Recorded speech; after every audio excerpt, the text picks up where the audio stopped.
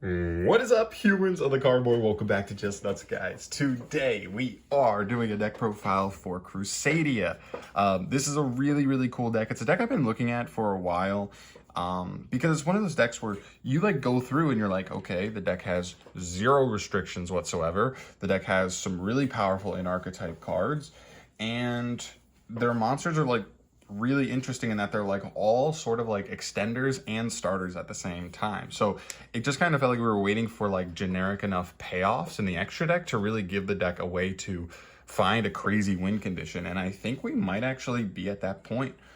This version of the deck is kind of built to kind of work how like Phantom Knights have been playing as of late. You take advantage of like Destroyer, Phoenix, Enforcer, as well as stuff like the artifact package, but I think this deck can do a couple of other interesting things that deck cannot do. So really cool. This is like trying to make Crusadia as competitive as possible. And one more thing before we get into it.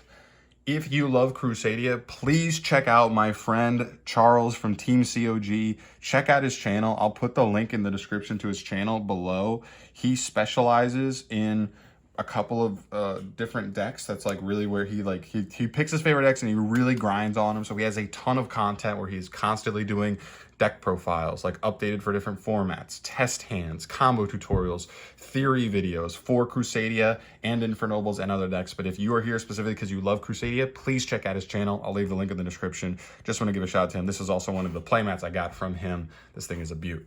But without further ado, let's just get into this thing. We'll start off here with the monsters. Okay, so for the monsters, I think it's pretty standard that we just kind of max out on all of the monsters, except almost. So obviously 3 Maximus, 3 Draco, 3 Arborea, 3 Reclusia, and right now I'm choosing to only play 2 Leonis. Leonis is by far the worst one. Maximus actually has legit application to allow you to OTK. Whereas Leonis's effect almost never comes up, gives like a Crusadia link piercing. Fine, but they're the worst ones. I love Maximus, but he is the second worst one other than Leonis. Other than that, Draco is still probably the best one because it gives you so much extra link material. It's crazy. Arborea is the next best one because it gets you into Hauki Fibrax plays, and it gives you like a Banelinx effect in Grave, which really comes up. And then Reclusia, I also like Reclusia a lot. It's also my favorite designed one. When he's summoned to a zone and Link Monster points to, he can just like pop a Crusadia card and a card your opponent controls at the same time. Really good for playing into boards. Also, you can still use Arborea to protect him and like just break through boards, like out certain situations. But the really cool thing with the monsters is like, because the deck has a Crazy Link 1 like Magius, and this is a Crazy Link 1, let's not confuse it. All of these are kind of like a starter in the sense that like they just link into Maximus. But also they're all extenders, because if you don't know what they do, they all have the same effect where they can, as long as I control a zone that a Link Monster points to, they can just inherent summon themselves to the zone. Doesn't activate, which is really nice, so you can play into Appaloosa a little bit nicer, and really powerful stuff. Linking up is really easy in this deck, but most combinations of 2 of these are going to get you your combo, and we'll get to that later. Next up for the monsters, I am on 2 copies of 4-Month Skipper and 3 copies of Parallel Exceed. These are just kind of like additional pieces that really just work well with what Crusadias want to do.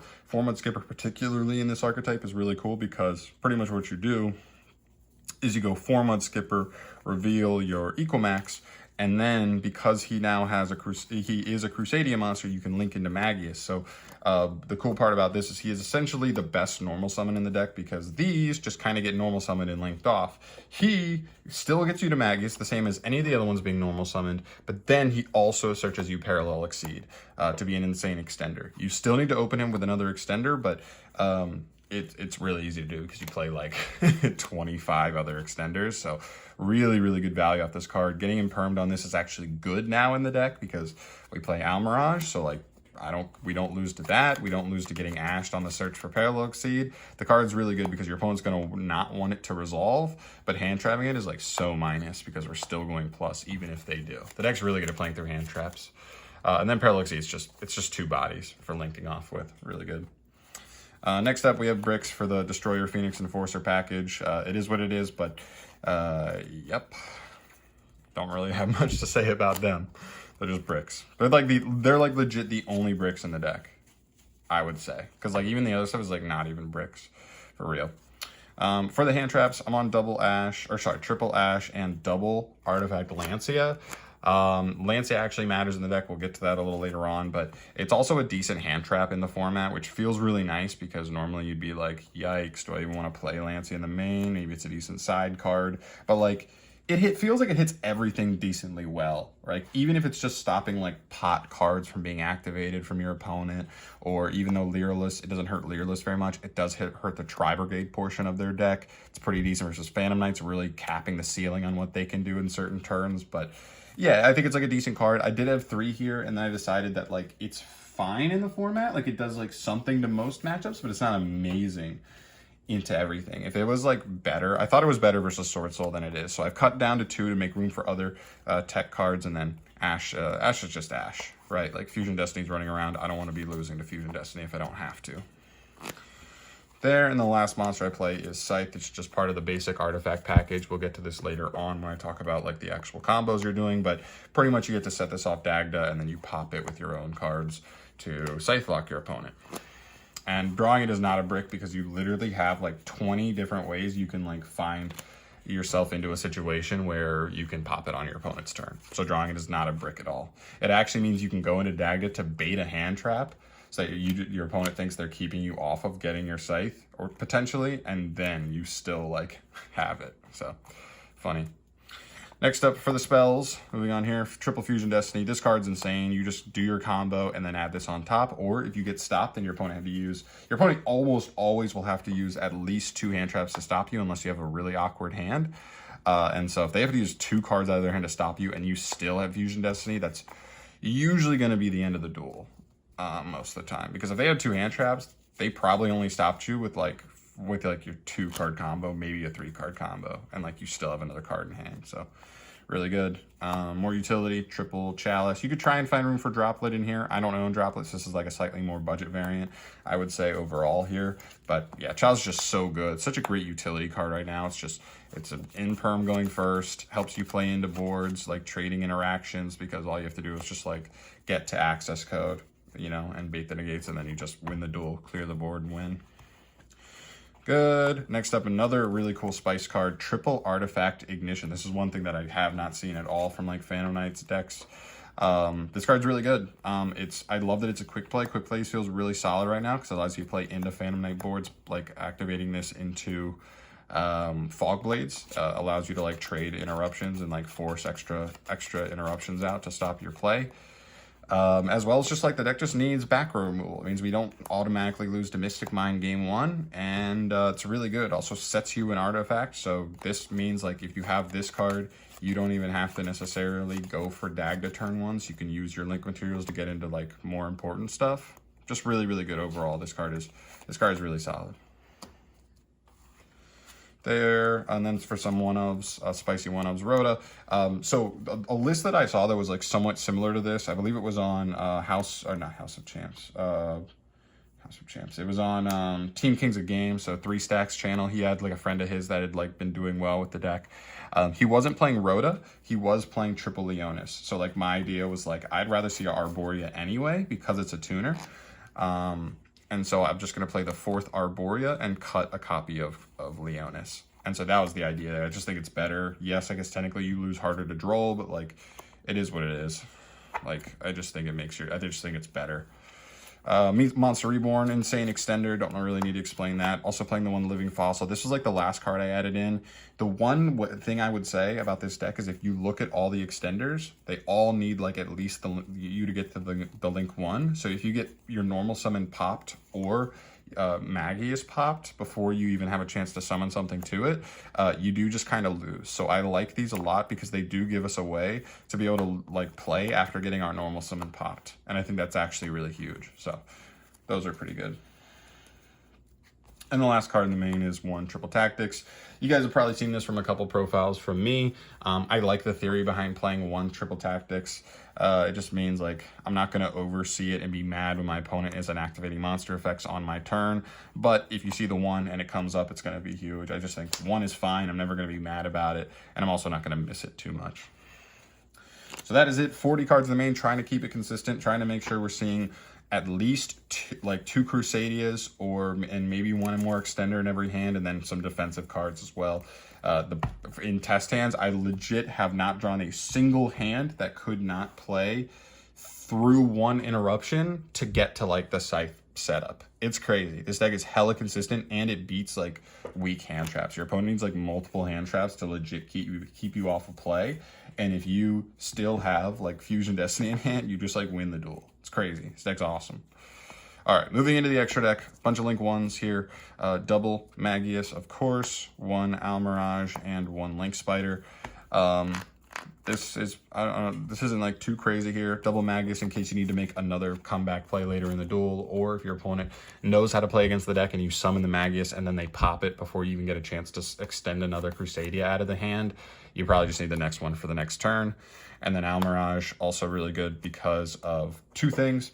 One is Format Skipper. If people think that you're stupid and like you activate Format Skipper and they think they just win the duel if they imperm or Veiler it so that it doesn't copy the name, you just make Almirage, still search a Parallel Exceed, and you have a zone open. So if you literally have any extender from that point, you literally just play straight through it. So it's that, but also Ash Blossom. You can open really awkward hands where you can like normal Ash and just link it into Almirage just to make like a Parallel Exceed live or Crusadia's live in the hand if it's a really specific hand. So it comes up. I think it's necessary. And then Link Spider, this is just so if we get nibbed, we can make this with the token, or if we get a token off of, you know, dinosaur decks on the field spell, Gearsu, other random decks that just give you tokens for no reason, you can open up a zone and keep playing. That's it for the Link 1s. For the Link 2s, Hulk, Dagda, and Verte. Hulk is awesome because he just summons the Arborea straight out of the deck, and then it's just extra Link material. The other cool thing is you usually like to end with Hulk on your end board, and we'll talk about that in a sec as we get a little bit further into the extra deck, but I'll pull him back out and show you. Dagda, the idea is like you make Dagda, you make Hulk, Hulk tries to summon from the deck, and then Dagda will get you Scythe, and then you can literally pass, and right there you can Scythe your opponent. And then Anaconda. Depends on the situation. Like if you hard draw Scythe and you don't need to go Dagda, or you just have a crazy hand that's just a lot of extenders, you can make like all three of these in one turn and just still end on DPE, Scythe, and this card to just get to like crazy end pieces. And we'll go over that again in a minute. Next up for Link 3s, one Unicorn, one Equimax. Equimax is 100% necessary. It helps you kill from weird spots. And the coolest part about him helping you kill from weird spots is if you still have a Crusadia under him as you go to like try and kill your opponent, you have like a fail safe. Whatever they want to activate to try and stop you, you at least have one negate for it. Unless it's something like Droplet, you have a negate for it, which is really solid. So, you know, I like that. I like that part about him a lot. But really cool. Card definitely comes up all the time. And Unicorn, obviously, just basic removal. And also Link 3s that can get you into access code. Speaking of which, just one access code, one Appaloosa. The guy I saw was also playing Boral Sword. I think if you're trying to keep more budget, you can easily just play Boral Sword instead of access code and still be fine. I don't think you would have like a huge drop off. I just think generally access code is coming up in more situations. So if I'm going to pick one, I'm going to lead access code. And then Appaloosa, you have certain things like if you can extend into all three Link 2s and you go like Verte and they negate it, they saved a hand trap for Verte, then you can just link Verte and Dagda into Appaloosa for the two negates, I believe, right? I think if Verte gets negated, you aren't locked out of summoning. So, you know, and also just sometimes you just have enough extenders. Sometimes you're like, I already have Fusion Destiny. I don't need to worry about that. I'm just going to make the Appaloosa now because I have enough material. Then we get to the other part. That's all the Link stuff. One TG Wonder Magician, one White Aura Behemoth, and one Sword Soul Supreme Sovereign Cheng Ying. This is going to look really strange. I need to explain this. The idea here is you set Scythe off of Dagda, you end with Hauki Firebrax up so that you can tag into Wonder Magician on the opponent's turn. Wonder Magician will then pop the Scythe, and then when Scythe is summoned and activates its effect, you can then chain Wonder Magician to synchro off itself with the Scythe to go ahead and make yourself a Baronne de Fleur. Obviously, I do not have Baronne de Fleur. It's the one budget part that I don't have to this puzzle that's like probably more necessary. These are the other 2 level 10s that are actually pretty good right now.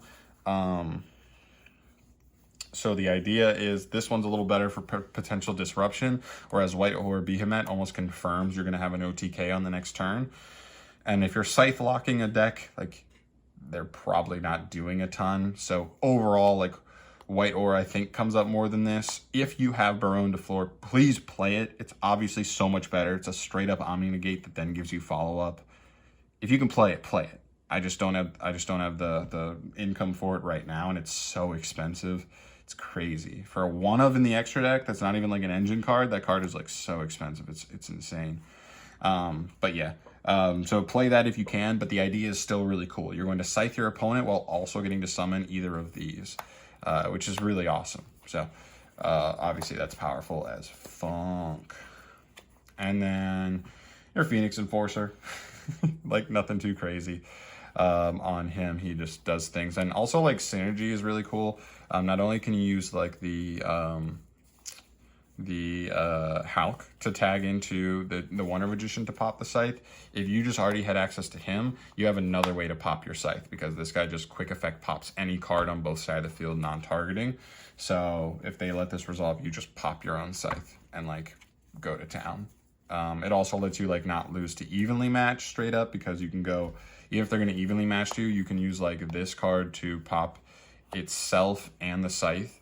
So that way you will Scythe lock them regardless, and you have his effect bringing him back on the next standby phase. So it already threatens your opponent with follow-up, and they're under Scythe through evenly matched, which this deck usually doesn't set up like crazy negates for all the time. At least maybe you couldn't set up like the Hulk play to get into it or something. Like you could still use this card to, you know, have the Scythe and have follow-up, which is really cool. But yeah, I think that's mainly everything here.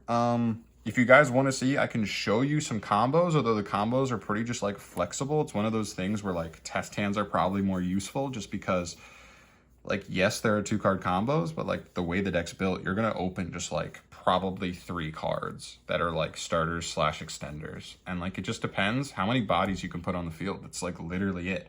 I guess you need to check your hand to see if you already drew Scythe, but like other than that, you just see how many bodies you can put on the field, and that just tells you what you're going to go for, whether you're going to go for just the basic Dagda Scythe or Dagda Hulk, or if you can go Dagda Hulk Verte, or if you already have Fusion, you can potentially end like Oppo for 2, Hulky Fibrax plus Destroyer, and have the Scythe lock set up. So it'd be like 2 monster negates, a pop, locking your opponent in the extra deck, and you get another Omni Negate if you play Baronne de Fleur, or at least like more follow-up in the form of like Aura Whale, or potentially even Cheng Ying as well. Also in the next set, I will say as well, for more like budget reasons, in the next set there's another level 10 synchro for, I believe it's level 10, for Sword Soul, and it's like legit interruption.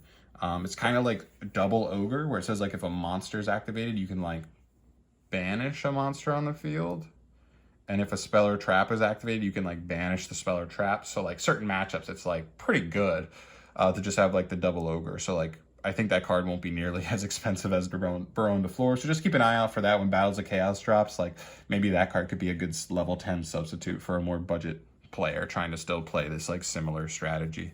But we'll have to keep an eye on it. I do think there's potential that the ban list could hit something like Dagda. I don't think it's smart to hit like Scythe.